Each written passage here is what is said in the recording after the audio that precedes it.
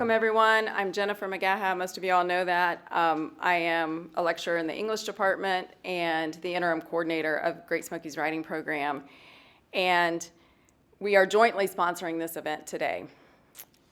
I'm so pleased that Peter Turchi is here from Houston today, and pleased to introduce him. Pete is the author of 7 books and the co-editor of 3 anthologies. His work has appeared in Tin House, The Huffington Post, Fiction Writers Review, Plowshares, Story, the Alaska Quarterly Reviews, the Colorado Review, and others. His honors include fellowships from the National Endowment for the Arts and the John Simon Guggenheim Memorial Foundation, Washington College's Sophie Kerr Prize, an Illinois Arts Council Literary Award, North Carolina's Sir Walter Raleigh Award, and having a quotation from his book, Amuse and Amaze, serve as the answer to the New York Times Magazine Sunday acrostic. Born in Baltimore, Pete earned his BA at Washington College in Chestertown, Maryland, and his MFA at the University of Arizona. He has taught at Northwestern and App State and has been on the faculty of the Breadloaf Writers Conference. For 15 years, he directed the MFA program for writers at Warren Wilson College. At Arizona State University, he taught fiction and served as Director of Creative Writing and Director of the Virginia G. Piper Center for Creative Writing. He currently teaches at the University of Houston and in Warren Wilson's MFA program for writers. His latest book, Don't Stop Me If You've Heard This Before, Pete's 3rd book on the craft of writing fiction, combines personal narrative and close reading of a wide range of stories and novels to reveal how writers create the fiction that matters to us.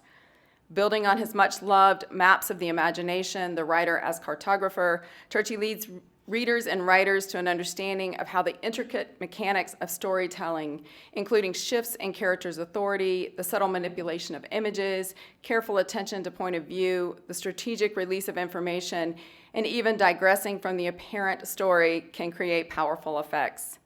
The Houston Chronicle has called Pete one of the country's foremost thinkers on the art of writing. Austin Kleon, New York Times bestselling author of Still Like an Artist, says this of the collection: Peter Turchi illuminates the craft of fiction writing with stories and metaphors that inspire the spirit and light up the imagination. Publishers Weekly says, writing wisdom is in no short supply in this rich collection. Turchi's analyses are themselves terrific examples of reading like a writer. Candid and graceful, this deserves a spot on aspiring novelist shelves. I would add to this only that this book deserves a spot on the shelves of poets and creative nonfiction writers as well, as there is much wisdom for all writers in these pages. Please help me welcome Peter Turchi.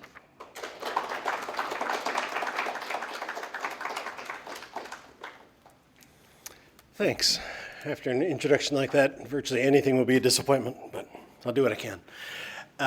It's nice to be back home. I just got back up here. We lived here, as Jennifer said, for 15 years, and I still get back every year. So 30 years I've been attached to Asheville in some way. Spent a lot of time watching soccer games on the fields here at UNCA as our son progressed through various stages of soccer. So this feels pretty familiar. I know you're some of you are in writing classes, some of you are at different stages in writing and interested in different things. I'll tell you a little bit about the book, and I think what I'll do is give you an overview of 2 of the essays in the book, and if those, inspire questions or refutation or whatever, we can talk about those, and if not, maybe I'll inflict one more on you, or we'll just see where it goes. As Jennifer said, I've written 3 books about writing, which seems sufficient. I'm not quite sure how that happened, but the first book, Maps of the Imagination, really started with the idea of how is a story or a novel like a map, and that was inspired by a book called The Power of Maps by Dennis Wood. That was the book that kind of got me going, although I've read a lot about maps over the course of my life. So the questions are things like, we too start with a blank sheet of paper. We too are trying to lead somebody somewhere, but also to create a world on the page. We have to decide what to include, but maybe just as important, we have to decide what to leave out so that we can guide the reader effectively. We work with conventions the same way map makers have to choose what kind of projection to use to put the world on the page depending on what they want to do. We have to decide whether we're writing a realistic story or maybe a fantastic story or maybe something else entirely. There were plenty of parallels that play out over the course of that book. And it was fun to write. In addition to writing about fiction and poetry and nonfiction in that book, I write about movies and Looney Tune cartoons, Marx Brothers movies, all kinds of things. It's kind of a toy box of a book. Amuse and Amaze took up a different notion, which is, to some extent, how stories, novels, and poems are like puzzles, and not puzzles for the reader to solve necessarily, but in the way that a puzzle is an arrangement of information meant to lead us in a certain direction. How do stories and poems and even essays work that way? So, for instance, there's an essay in that book about mysterious characters, people like Jay Gatsby in The Great Gatsby, who we know a lot about, but we don't exactly know in some way. He remains mysterious in some important ways. And I compared that in the book to tangrams, those puzzles where you have 7 pieces and you can make many different shapes from them. If you remember, if you've read The Great Gatsby, you know we get all kinds of bits of information. We don't know which things are true that people say about him, and we keep trying to assemble them to figure out exactly who that guy is over the course of the book. So anyway, puzzles are a metaphor over the course of that book. I also talk a little bit about magic, which got me into huge trouble because I then got invited to speak to an international conference of magicians at the Magic Castle in Hollywood, and I don't know anything about magic, so it was quite terrifying, but also kind of wonderful. So that book is about puzzles, mazes, magic, and also mystery, the extent to which, and you know that if you've been studying writing or working at it for a while, the extent to which we can learn and we can teach plenty of things about writing, but there are plenty of things we can't. I mean, there's a certain vision that every individual writer has, and there's certain kind of ambition, certain things that just transcend easy teaching and easy learning. And so I wanted to recognize that too. That's the muse in Amuse and Amaze. So this book, Don't Stop Me If You've Heard This Before, the title is, I'm afraid, kind of a joke. I couldn't really believe that I'd written a third book about writing, and so I sent it to my publisher, and I was going to say, stop me if you've heard this before, but I wanted them to publish it. So then I said, don't stop me if you've heard this before.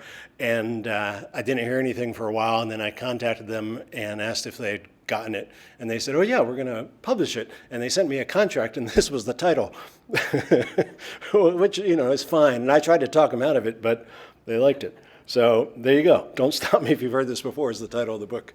And that title is actually the title of one of the essays, too, which is an essay about storytelling within stories. It's about having characters in novels or a story tell stories. And I actually used, for most of that essay, Toni Morrison's Song of Solomon as an example. I don't know if you've read that novel. I hope you do. It's a wonderful book. But something I hadn't noticed about it until I went back to it was how many different ways characters tell stories in that book. Some of them just tell stories to explain themselves. Some tell stories to defend themselves. Some only know parts of stories and they need to assemble them by talking to other people. Some of them offer correctives. The main character's mother and father tell different versions of the same story to explain themselves to him. Something that happens in life all the time. Some stories only become clear over time as various people either die or move and get different information. And so I use that as an example of a lot of the different ways characters can tell stories, and we can tell stories. The 2 essays I thought, and the other thing that's in this book, there are a few appendices in this book because over the course of unbelievably 40 years now of teaching writing, I've kind of had my chance to think about and talk about what makes for an effective writing workshop or writing group, and how somebody working on their own can continue to learn about their writing, whether it's somebody who isn't in a writing class or somebody who's been in plenty of writing classes but is looking for other ways to improve. And so there are a few essays at the end of this book about kind of how to continue to develop your writing in different forms. But the 2 essays I thought I'd talk about, the first one is on images, because all of these essays in this book grew out of conversations with students. I work with undergraduates and MFA students and PhD students. Different conversations with students, either about things that they had trouble with, things that bothered them in some way, or things that became kind of complicated to discuss simply in the course of an hour or even 3 hours in the graduate workshops that we have. And one of them, I'm glad Rick Chess is here because he can correct me if I make any mistakes about this here. One of them is about the use of images in fiction. And images belong to poets, we think. They're the ones who trade in images most often. Fiction writers, most of us are worried about plot and character and scene and dialogue and all those sorts of things. But images are an incredibly powerful tool, and the great advantage they have over a lot of what we do is that they often communicate beyond the words we use to create them. And there's a story I like to teach. It's by a Canadian writer named Guy Vanderhaeghe. It's called The Jimi Hendrix Experience. It's a very short story, maybe 8 pages. It reads like a typical coming-of-age story. This guy remembers when he was a kid, and he went out with these 2 other guys, kind of dangerous characters, and they played a prank on various people. They would knock on their door and tell them they'd come for the Jimi Hendrix album that they had advertised. These people had not advertised any Jimi Hendrix album, and that was the gag. That was the whole thing. I mean, it seems like kind of a dud of a story so far, right? But one day they knock on a door, and an old man in a cardigan answers, and they say, you know, we came about the Jimi Hendrix album that you advertised. He said, I've been waiting for you. Come in. Things get terrifying after that. So it's a short story, and when we read it in class, I usually ask after various other things, because it ends very oddly. I ask if they noticed any images in the story. Sometimes yes, sometimes no. And then I asked if they noticed, you know, any related images over the course of the story. I've taught this story enough now that I can tell you there are more than 17 references to fire in 8 pages. That's a lot. You would think anybody would notice it. But in fact, often people read the story and don't. I mean, now you will if you read it, of course. But often they read that and don't notice it. And then we have this awkward conversation where students will say to me, well, if we didn't notice it, then it's not working, right? It didn't have any effect.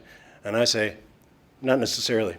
But that doesn't mean they believe me. So I took some time to try to write this out. And I'll run this by you, and you can tell me if you think it's persuasive.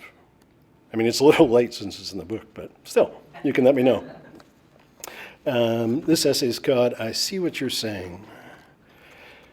And it's about the different uses of images in fiction. Although I quote Ellen Bryant Voigt, the poet, her essay on image from the flexible lyric. As I said, this really derives from what most poets already know. My wife and I had the opportunity to spend several nights on a lodge on the Zambezi River in Zambia. Almost all, you notice this isn't about writing. Almost all of these essays start with anecdotes that I hope eventually illustrate what I'm getting at. So we were on the Zambezi River in Zambia. It was a great trip. When I say on the river, I mean that if our camera had fallen from the deck railing, it would have splashed. This was near the end of a 2-week trip, so we had overcome jet lag and at least some of the excitement of being in what was, to us, a very exotic place, to the point that even the loud snurfles and snorts of the hippos in the dark water just beyond our door didn't keep us from sleeping. I don't know if you've ever slept near hippos, but it's absolutely terrifying. I mean, they're noisy, they're rude, they're dangerous, it's awful. Still, sometime deep in our last night, I startled awake. There was no light in our room, and the moon had set, so no light shone through our curtains. I didn't hear a thing, yet the hairs on my arms, I'm not going to tell you that they stood on end, but they were on alert. Adrenaline had my erector pili contracting. That's the little stuff around the hair on your arms. I took my phone from the nightstand and first used its light to check the floor for snakes and scorpions. All clear. I got out of bed and parted the curtains covering the window just a few feet from our heads. Peering through the reflections on the glass, I made out what looked like the trunk of a tree. But there was no tree just outside our window. I was looking at part of a leg, a large gray leg. If the window had been open, I could have reached out and rested my hand on it, which almost certainly would have been a bad idea. Elephants walk on their toes, which are covered in large pads, which allows them to move silently. By that point in our trip, we had been surprised by elephants more than once, but we hadn't been this close to one. Suddenly, the building we were in, a single room with a thatched roof, seemed awfully insubstantial. When the elephant moved toward the river, my wife and I stood at the door. In 3 steps, we could have crossed the landing and climbed onto the animal's back. Another bad idea. But oh, the temptation to touch it. Instead, we listened to it drink and realized there was a second elephant drinking in the dark to our left. In the morning, looking at the prints in the mud, we saw that there had been 3. Everyone knows that elephants trumpet. It's an impressive sound, loud and brassy. Elephants also communicate through subsonic rumblings, imperceptible to human ears.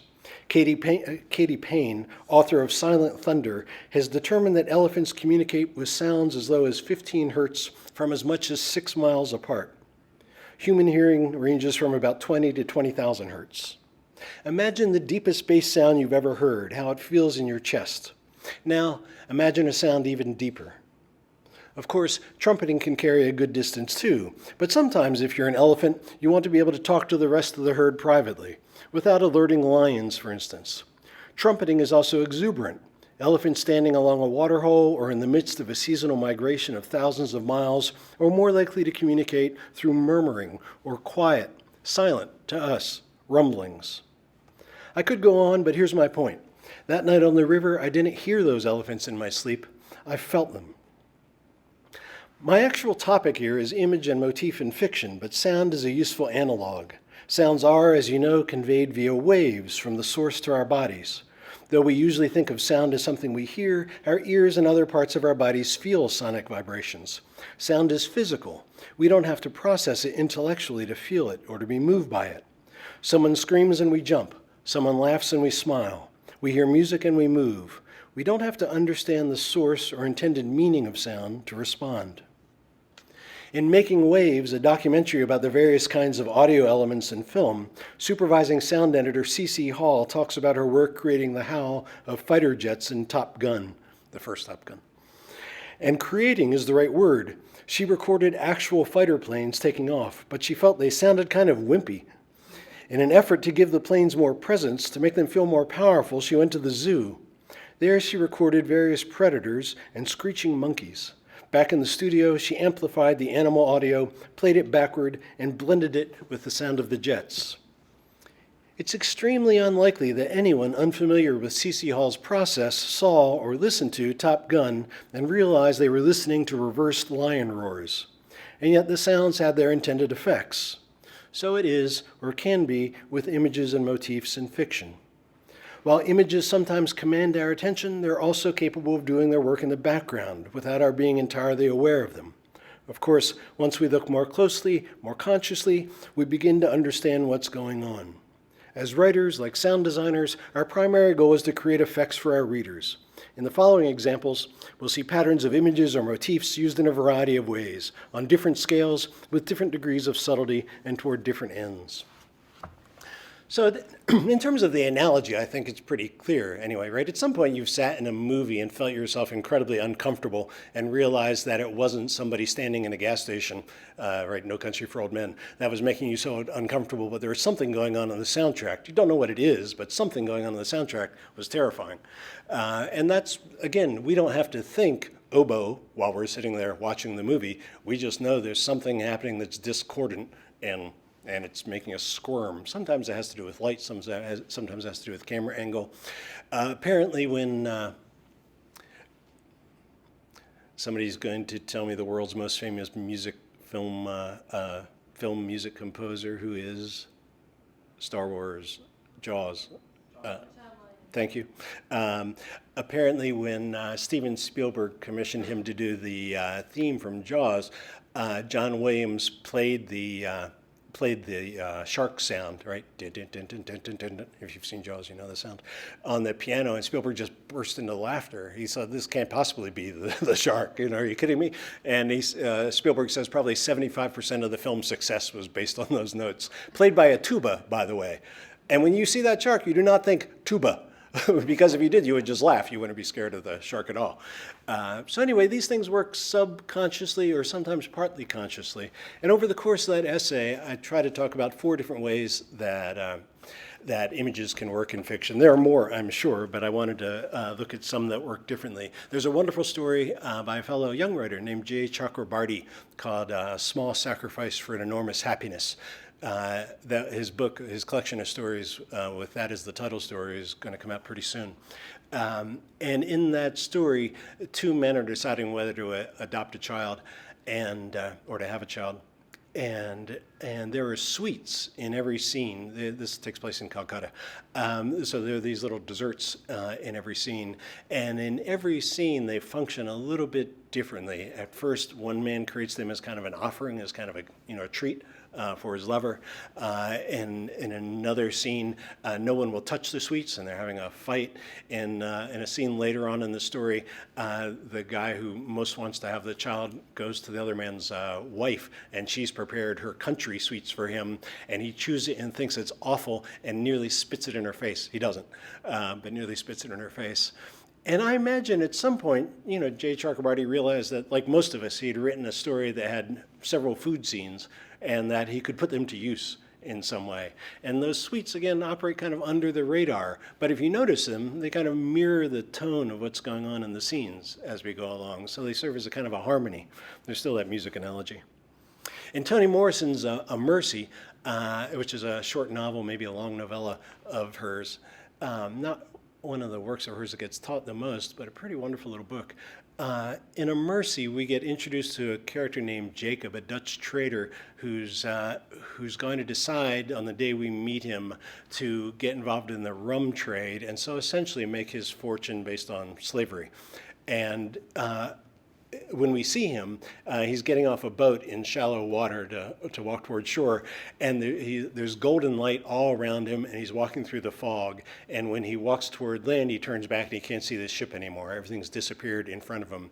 And at the end, the sky is described. At the end of the chapter, the sky is described as covered in jewels, and we realize that he's dedicated himself to making money, which is going to, of course, be his downfall, because this is fiction. He can't just be a happy capitalist, not in a Toni Morrison novel. But he is not aware of those images, right? Those are delivered by the narrator around him. Toni Morrison is describing the world around him and keying us into ways to think about him. In the same way that if you see a play, the lighting on stage or the costumes tell you something about what to think of the characters that you're looking at, beyond what they may be aware of.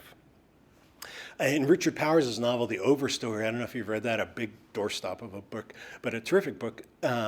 Much of it's set not too far away from here. He now lives not too far away from here, I think. But that book is all about trees and trying to get us to become more aware of trees and our dependence on them and their kind of role in the larger natural world. But of course, he knows that not many people are going to read about trees. People want to read about people. And so he has 8 main characters, a lot of main characters to keep track of, and he gives each of them a different relationship to trees. That may still sound kind of nerdy and difficult, but it works. One becomes a photographer of trees. One, along with his girlfriend, then I think wife, enters the cast of Macbeth and ends up, of course, being one of the trees from Dunsinane that move along. So it's fairly clever how he finds these different relationships to trees. And he does have one character, a young woman, who is oblivious to trees. And he keeps pointing out that she pays no attention to trees until finally she does later in the book. But he deliberately, because the book is so big and because there's so many characters and there's so much to follow, he deliberately makes these attachments, these images related to trees in different ways, related to those characters distinct so that we're absolutely clear about who's who and what their attitude is. So that's not the kind of image anybody could miss. You might miss some of the references, but it's pretty explicit.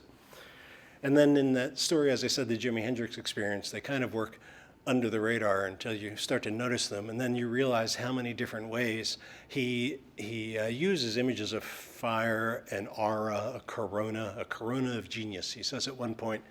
And the story, in some ways it seems like a absolutely recognizable story. You think, oh yeah, typical coming age story, these kids have their adventure, one of them's going to run off, whatever. But then it ends with a question. It ends with a question about the sun. It says, is the sun going up or going down? On the surface, it's a nonsensical question because it has to be evening, because what's happened in the story, and so the sun has to be going down. And also, what difference does it make if the sun is going up or going down? But it's not. The question is all about those images that have led us to that point, and it has to do finally with Jimi Hendrix, who our main character is seen as a genius, and this old man who is maybe crazy, maybe dangerously crazy, who also sees himself as a kind of a genius. So it calls into question how those images are interpreted by different people at different times. Anyway, so that was an essay that I wrote, as I said, to try to unpack a conversation that kept coming up in different discussions of stories that people were writing as well as reading, and trying to think of ways where you could say, not only do these work, but here are some different ways to use them. And so I spell those out in more detail in the essay. I'll give you one other one because I was asked to give you an assignment. Well, not an assignment, a possible exercise. Obviously, you could do something with images too, but I thought I'd read you just the beginning of this other essay, which is on, I call power plays, although I'm still unhappy with that word.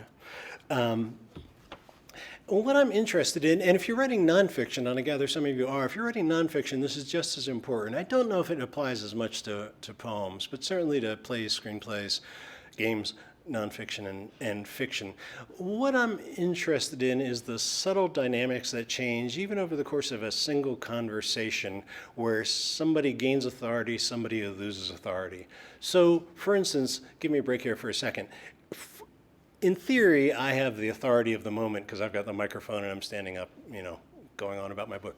But if this microphone were to fail and I were to stand here kind of clueless about it, someone would come to the rescue and immediately kind of assume center stage and take on a different role here. If, for instance, I don't know, lightning hit the side of the building or whatever, probably Rick would jump up and tell us all what to do, and Rick would have, taken over the authority of the room. You see this kind of thing happen all the time.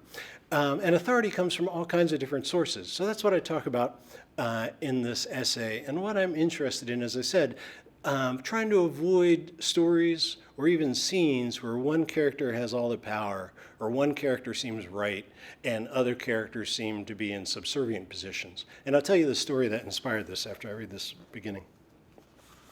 So this is called Power Plays Toward More Dynamic Scenes. This begins with another anecdote, true story. When my wife and I lived in Arizona, she played in a community orchestra. Many of the people who attended the orchestra concerts were related to one of the musicians in some way, and the rest tended to be older folks. I am in no way a youngster. What's sad is I wrote this about 10 years ago, and, well, I'm no younger now. I'm in no way a youngster, but as I shuffled past the frail, elderly couple seated at the end of my row one night, the sheer contrast made me feel like a teenager. I sat down and, like a teenager, began fiddling with my phone, checking email, sending texts, all the usual. The woman beside me, who might have been in her early 80s, said in a surprisingly strong voice, "Can you get the score on that?" "Sure," I said, smiling like a minor god of technology. "Score of what?" The woman gave me a look of something like surprise and pity. How could I be so young and virile and yet so ignorant? "Marquette, Syracuse," she said. "I'm pulling for Marquette, but Albert," she gestured toward the man I assumed to be her husband, who is absorbed in the concert program, "says Syracuse is going to win." I tapped my phone a few times and reported that Syracuse was up by 2 late in the first half. As I did, I noticed that the woman's left hand, wrinkled and discolored by liver spots, was freshly bandaged and badly bruised. "I fell last night," she explained. "I got up in the middle of the night and tripped on the carpet or something. I reached out for the dresser, but missed, then fell on this hand. Hurt something awful." I made a vague, sympathetic sound. "I was hoping it was bad enough that we couldn't fly tomorrow," she said. "We're supposed to go to Rochester, and I do not want to go to Rochester." I told Albert, "Look, now he can't go." And he was so angry with me. He gets angry. He accused me of falling on purpose. As I was thinking of a way to ask what horror awaited them in Rochester, she continued, "He bandaged me up himself. He doesn't like for me to see the doctor." She turned toward me to say that part, and for the first time I noticed a bruise on her cheekbone. It looked older, less vivid than the bruise on her hand. At the same moment, Albert, without looking up from the program, reached over and rested his hand on his wife's knee. But rested isn't quite accurate. He put his hand on her knee and, spreading his thumb and forefinger, applied pressure to either side of her kneecap. Beginning fiction writers used to be, and perhaps still are, told that fiction is about conflict. Someone wants something and someone or something stands in the way. For a while, there seemed to be a proliferation of essays protesting that to discuss narrative in terms of conflict was to reduce narrative to a particularly male lens. This may be true. It might also be true that power is not the best word to describe the quality I want to discuss here. I considered authority, but that conveys a certain self-awareness and agency that is not always present in the powerful. And someone can hold a position of authority without being particularly powerful. Think substitute teacher. I considered dominance and influence, but those terms seem too nebulous. One of my graduate students suggested the term "you know," as in when a character has, like, you know. But they're not helpful when I ask them these questions.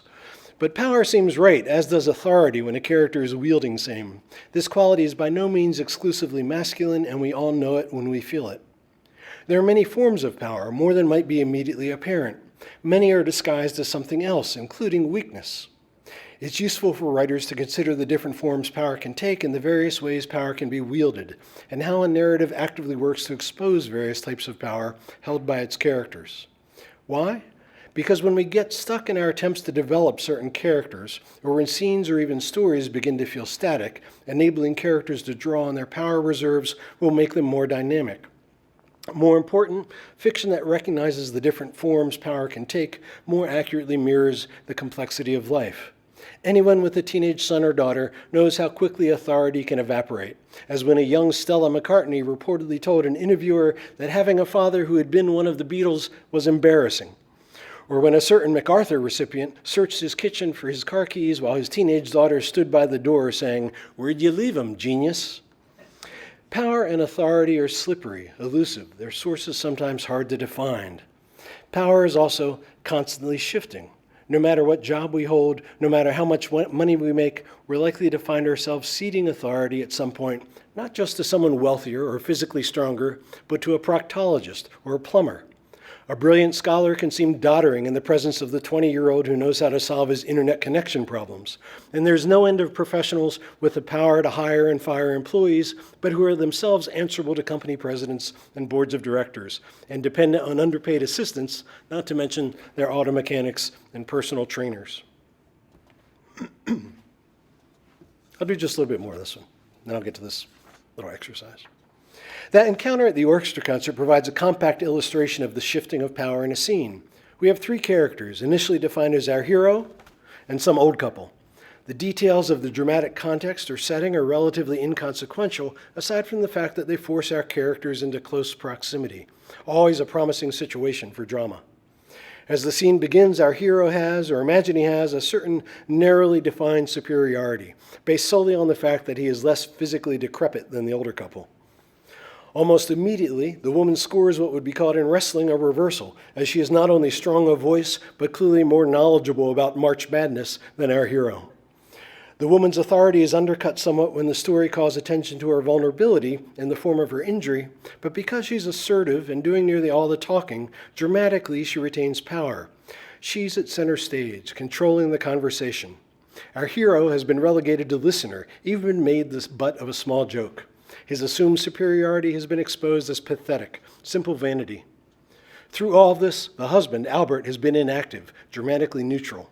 But the combination of the woman's dialogue, what she says about Albert's anger, and the fact that he doesn't like her to go to doctors, and the disturbing physical evidence of the bruise on her face creates significant subtext. Albert's gesture, reaching out not as an act of love or companionship, but to apply pressure to his wife's kneecap, quite possibly to silence her, suddenly makes him the most powerful figure in the scene, a dark, threatening force. From this point, we might imagine the action unfolding in many ways. One would be for the woman to fall silent, intimidated. Another would be for our hero to intervene in some way. Yet another would be for the concert to begin, creating suspense as the scene would need to continue without dialogue. All of those are promising scenarios. So the notion of the exercise is simply to create a scene for yourself. And again, this could be from fiction or nonfiction. To create a scene for yourself with at least three characters. You could do it with two characters, but two characters generally either even or one has the upper hand. With three characters, things get a little more interesting, a little more complicated. And give each of those characters some source of authority. I recommend not using the primal authority of physical strength or some kind of weapon, something like that, but instead some authority either from what somebody knows, maybe some kind of moral authority, some kind of authority over the household. You're in the kitchen and whoever it is the chef, and so it's their kitchen. The authority can take a lot of different forms. And over the course of the scene, rotate the authority from one character to the second to the third. Just force yourself to create an opportunity for each of them to demonstrate their strength. two things usually happen from that. One is that you learn about your characters more completely, or at least you recognize them more fully if they're actual people, people you know. And the other is that the scene is almost always more interesting and more complicated than a simple back and forth between two characters arguing about something or somebody who's trying to get something. The notion that I was writing about there came from, and maybe some of you have read it, an old Hemingway story called The Short Happy Life of Francis McComber. It's a pretty dramatic story. It's just absolutely miserable. The three people are just awful in it. I recommend it just so you can be outraged by how terribly these people act. But we've got Francis McComber, who's a man with some money who is paid for this safari they're on in Africa. Margot, his wife, who has beauty, but she's getting a little old to train on her beauty, we're told by Hemingway's narrator. And then we've got Robert Wilson, who leads the safari, and so, of course, knows the most about hunting, and also it's his kind of moral code that determines how they go about hunting these animals. When the story opens, Francis has done something awful. He's done something cowardly, but also, bad sportsmanship. He's wounded an animal and then run away from it. So he hasn't finished killing it, so it's suffering out there, and he's also revealed himself to be a coward. That's where the story begins, and the story just gets more miserable as it goes, as Margot, sensing that she's got a chance for the upper hand, chooses her husband's weakness to have an affair with Wilson, the safari guide, who doesn't have any reservations at all about enjoying the fruits of his safaris. And emboldened by that, because now he's got nothing to lose, Francis is suddenly much more courageous. He says, let's go back out there and hunt buffalo. And he stands tall, and he actually impresses Wilson. So for a moment, Francis has all the power in the story. Margot, I hate to ruin this for you, but Margot has a gun in the Jeep, and we'll never know. You can decide for yourself if you read it. We'll never know if she shoots her husband because she's certain then that he's going to leave her, or if she shoots to protect him from the animal that's charging at him, but misses and unfortunately takes him out. But Robert Wilson knows that he could report her as having killed her husband, and he says at the end of the story, we'll say it's an accident. And so he gains the authority once again by having the power to control the narrative one way or another. As I said, just a miserable story about miserable people, but a pretty clear demonstration of how this kind of power can rotate. And you see that kind of thing played out in those ways in, action-adventure movies all the time, where, somebody's got the upper hand and then the tables turn. And you see, I don't know, some of you have probably seen The Princess Bride, right? That film, maybe you've read the book. And I always am amused by that fact. And William Goldman was a terrific screenwriter, and I'm sure he was amusing himself when he has the Man in Black scale the cliffs of insanity. And first, he fights the sword fighter, Inigo Montoya, as a swordsman. And then he fights Fezzik, the giant, in a battle of strength. And then he confronts, what's his name? Vizzini, through a battle of wits. Whereas, as one of the world's great swordsmen, he could easily slice up Andre the Giant and Vizzini if he wanted, but he doesn't. He plays by the rules of the particular contest. And we see that kind of thing in action movies all the time. And occasionally, when you're writing a scene in a story, you can find yourself in the same dilemma. That you're thinking so much about what your character wants and why your character can't have it or can't get it or can't learn it or whatever, that you forget that there are other aspects to the world that might inform the story in a useful way. Here's an example from a really old story. Hector and Achilles, two great heroes, two great warriors, I'll say, doing battle with one another. One of them's got to win. We know Achilles wins. He's a very poor sport. He as you'll recall, he drags Hector's body around for days. Very poor sportsmanship. Priam, Hector's father, wants to reclaim the body to give it a proper service and burial. Priam's an old man. There's no way he could go into battle against Achilles. And so first, the gods help out. That's always handy to have the gods on your side. But the gods help out. But then when he finally comes face to face with Achilles, he makes an appeal both to his honor and to his sense of himself as a son, who has a father himself. And so he couldn't possibly overwhelm him physically, but instead he makes a different appeal, and it's effective. Achilles actually cries with him, and he gives him Hector's body to take off. Things, continue to go badly after that. But at least for the moment, you see how a different resource of power entirely has changed the action of the story. And it's an interesting way to think about, people in your life too. All of us, okay, I don't know that. Many of us, I'm going to guess, have the relative who we disagree with pretty extremely about X, and yet we love that person. Why?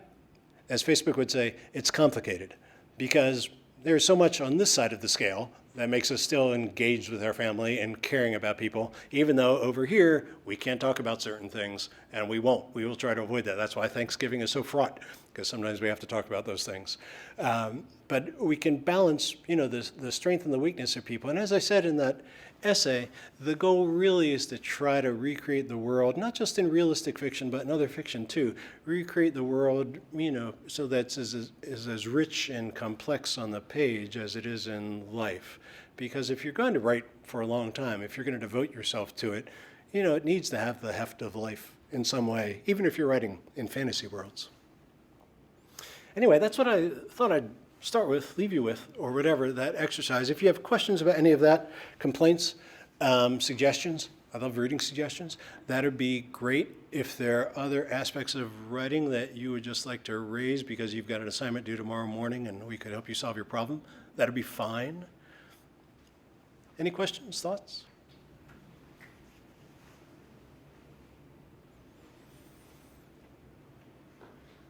I was wondering if you had any thoughts about how to manage authority and like a swapping of authority with child characters, because I think that they're so often figures who we see as having no authority at all.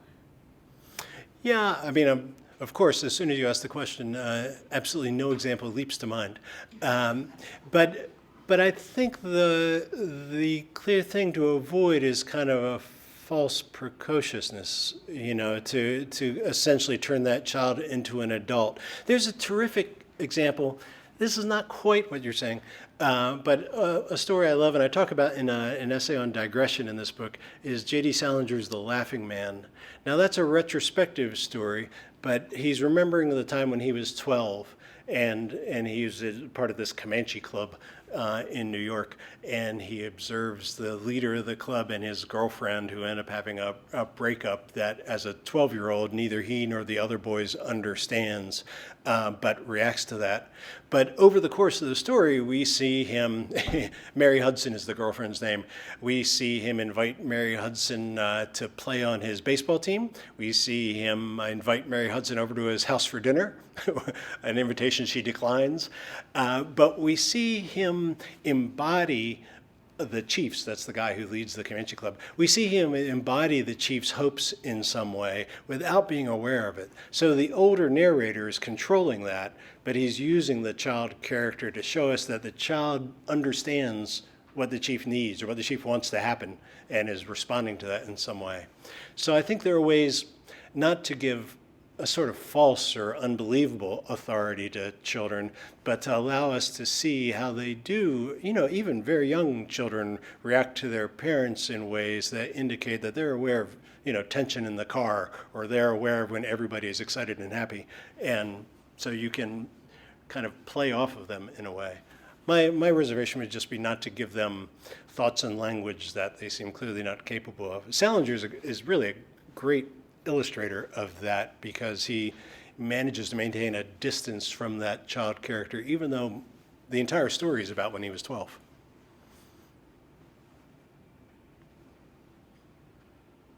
That'll give me something to think about on the drive back to Charlotte tomorrow.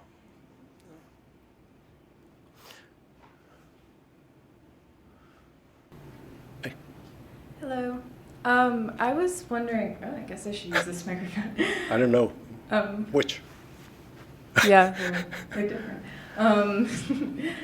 So you said while we're writing our characters, like what they want, what they fear, to think about the power dynamics as well in that. And I was wondering, are the power dynamics then part of the conflict, or are they something completely different? They can be both, obviously. They can be part of the subtext, but they can also play out in surprising ways. The important thing to think about is with any character in the scene, any character in a given story, say, to think about what their greatest strength is. And maybe it's a modest strength, maybe it is just this is the peacekeeper in the family. And you don't think of that as a huge strength, but it's an important one, as we know, right?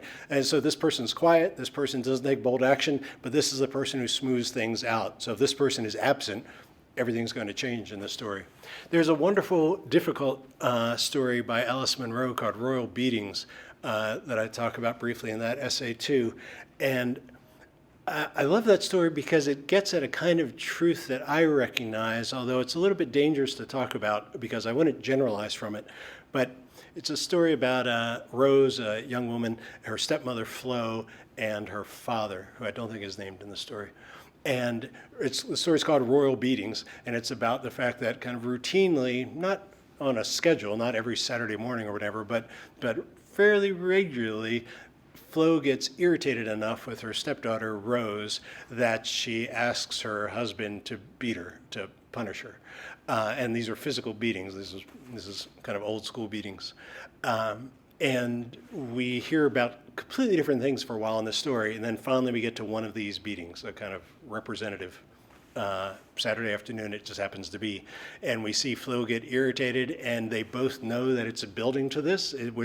Munro makes it clear that everybody has a role to play in this drama. This is something, it's a ritual almost in this family. Not that anybody gets particular pleasure from it, but it's a pattern that they're in, from your own experience. There are ruts you can get into with certain relationships, and you repeat the behavior even though nobody's getting pleasure from it, it seems. So Flo finally goes to her husband and says that her daughter has been difficult and needs to be beaten. And as soon as he comes in, it's clear he's reluctant at first, and then Munro tells us he warms to the task. But he doesn't beat her as hard as he could. He's not going to break a bone or anything, but he is whipping her with his belt. And Flo immediately, as soon as he starts actually doing it, starts to back off, says, "Oh no, do you have to do that?" And she acts as if this was a horrible thing that he was doing, although she's the one who's instigated it. And finally, when they all feel that kind of the ritual is satisfied, they send Rose up to her room. And here's the wonderful part of the story. When Rose is up there, we're told that as she kind of recovers from the immediate pain, she's floating in a kind of moral superiority, right? That she knows she's above the two of them who have just acted so poorly. And in fact, she tries to hold on to that moral superiority as long as she can. But then Flo, very meekly, right, the stepmother, very meekly, brings up all her favorite foods on a tray, all her little snacks and I think hot chocolate, and brings them up to her. And Rose is going to resist. She's not going to give in to this obvious ploy to apologize. But finally, it's just too good to have those things outside her door. And so she gets them and eats them. And as she does, they said things are restored to the usual order, that she no longer has that superiority. As I said, it's dangerous to generalize because I do not mean to suggest that victims of abuse are superior in some way or that being beaten gets you any rewards, none of that. But in this particular family dynamic, the guilt that her father and her stepmother feel means that even though she's the one being beaten, she has authority for that period before Flo comes up and gives her those treats, and then she takes them. And, it seems perverse. It seems kind of dark and ugly. But as I said, to me, I see aspects of other things I see in the world like that. It makes a kind of sense to me that they would behave in that way. I wouldn't approve of it, but it makes sense to me that they feel the things they do in that scene. And actually in the story, that's only representative of how this entire community acts, which reveals a kind of darkness, if not in all of us, in a lot of us, I think. Anyway, so there are all kinds of ways that power can take form, and that's an example of, as I was saying in the essay, I think, an example of where weakness can be a kind of power. There, having been the victim in that family dynamic on that day, gives Rose a kind of superiority. We can't stop there. That's a terrible place to end. That's dark and nasty and unpleasant. First, I've got Margot blowing Francis's head off, and there must be like a comic story in there somewhere. I don't know. We could talk about elephants somewhere.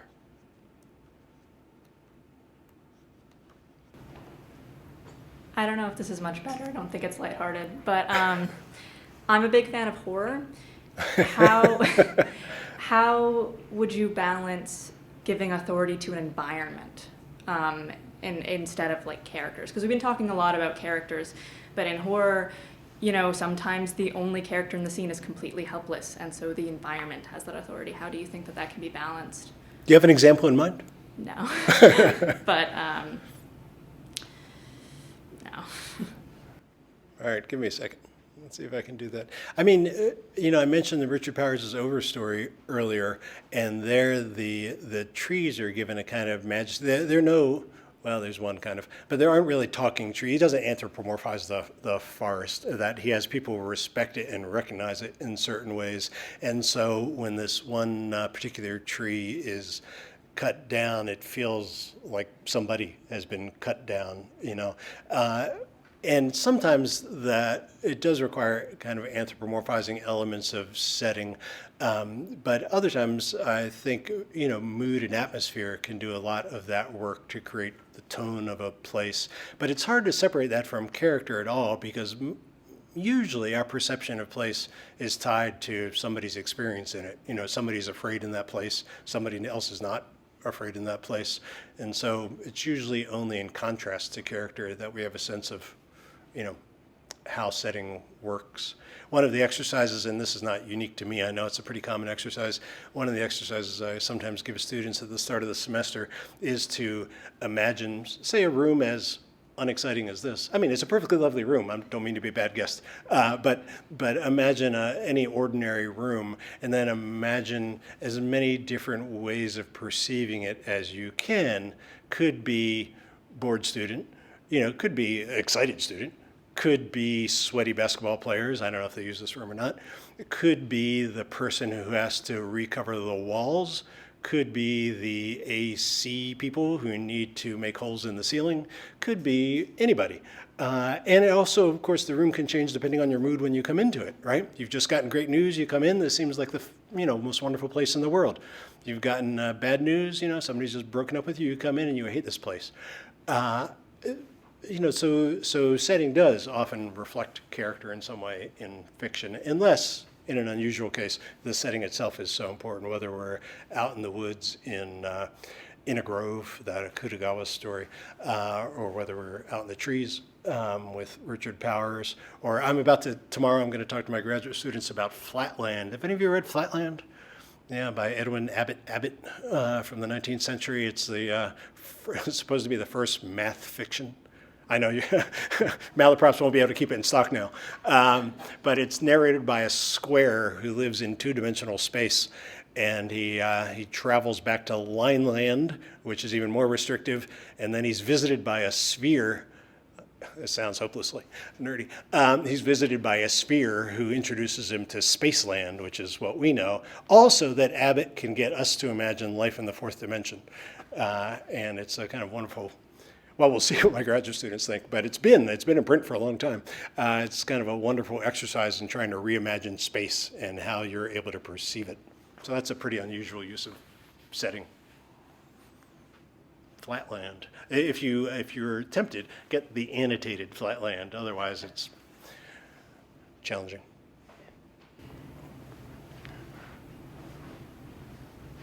You talked about creating images with your writing. How do you go about helping readers visualize your characters and how you reveal their attributes in the story? Yeah, it's funny because, you know, film makes great use of that, and theater makes great use of that. And it's possible to write a story without really thinking too much of how characters look. Usually, you use the word attributes. Usually, when they do, they're assigned some distinctive quality, you know, some distinctive attribute that then we return to. And so we're reminded that this character is the tallest person in the room, or reminded that this person has, you know, some kind of issue that makes it difficult to sit for long. And so we keep coming back to that physical feature of the character. Charlie Baxter, one of my colleagues sometimes at Warren Wilson, in his book, The Art of Subtext, has an essay in defense of faces, not having faces, but describing characters' faces. And he said too many people don't, And that, in fact, that can have a powerful effect. And he makes the argument for that. I find myself less visually aware when I'm reading stories too. You know, unless the writer goes, I can't tell you what Nick Carraway looks like. I have really no idea. I mean, he looks like Sam Waterston because I saw the movie, but I don't know what he really in the book should look like. Even Huck Finn and Tom Sawyer, who I've spent a lot of time with over the course of my life, no idea what they look like. And so, you know, characters tend to be defined by me more by their speech and their thoughts and actions, I guess, than how they look. But usually, if you take a writer like, I don't know, Larry McMurtry, writes pretty bold and distinctive characters you can recognize when you see them. Usually he gives them a dominant feature and repeats that so that we're aware, we're reminded again and again who that is. I taught a class once. I invited into one of my graduate classes a theater director, and I thought we would start with all the things we have in common and then go to the things that are different about theater than about prose fiction. And so we started with character, and I said, so what are some of the things that, you know, define character in a play? And he said, how the actor walks on stage. I thought, okay, well, I know nothing, obviously. And he said, you know, depending on the character, he said, you might lead with your chin, you might lead with your chest, you might lead with your waist. He said, everything about how you walk on stage begins to define the character for the audience, which is not something that's generally true in prose fiction, because we don't see the character move in quite the same way.